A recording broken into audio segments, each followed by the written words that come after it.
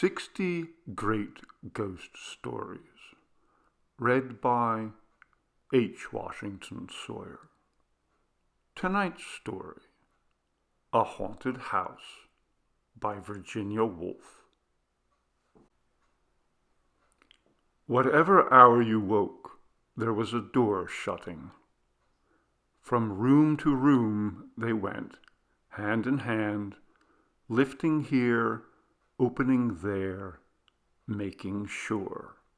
A ghostly couple.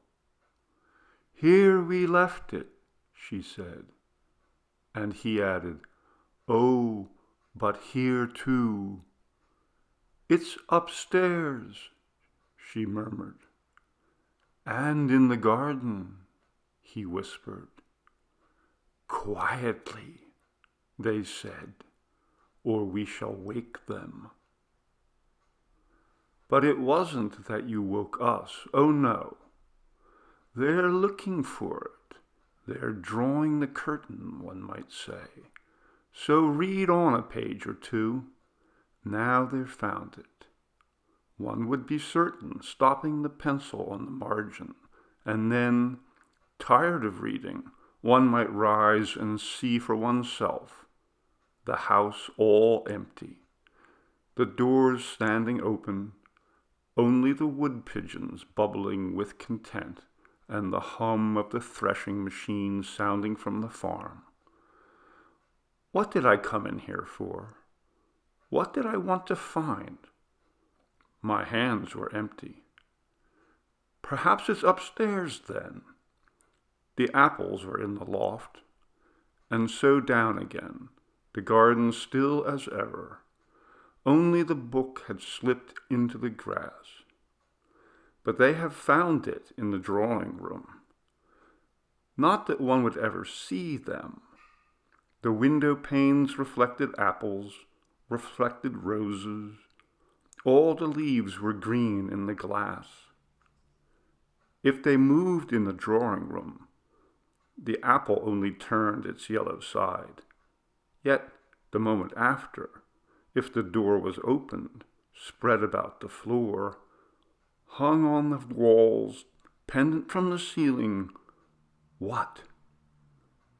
My hands were empty. The shadow of a thrush crossed the carpet. But the deepest wells of silence, the wood pigeon drew its bubble of sound. Safe, safe, safe. The pulse of the house beat softly. The treasure buried, the room. The pulse stopped short. Oh, was that the buried treasure? A moment later, the light had faded. Out in the garden, then. But the trees spun darkness for a wandering beam of sun. So fine, so rare, coolly sunk beneath the surface, the beam I sought always burnt behind the glass. Death was the glass. Death was between us, coming to the woman first, hundreds of years ago, leaving the house, sealing all the windows. The rooms were darkened. He left it, left her, went north, went east, saw the stars turned in the southern sky, sought the house, found it dropped beneath the downs.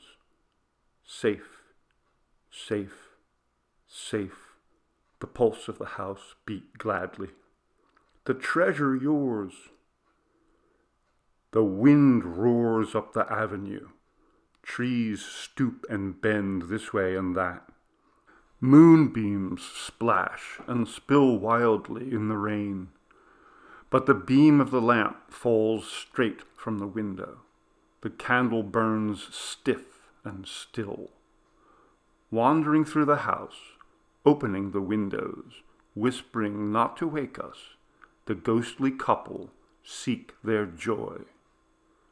"Here we slept," she says, and he adds, "kisses without number.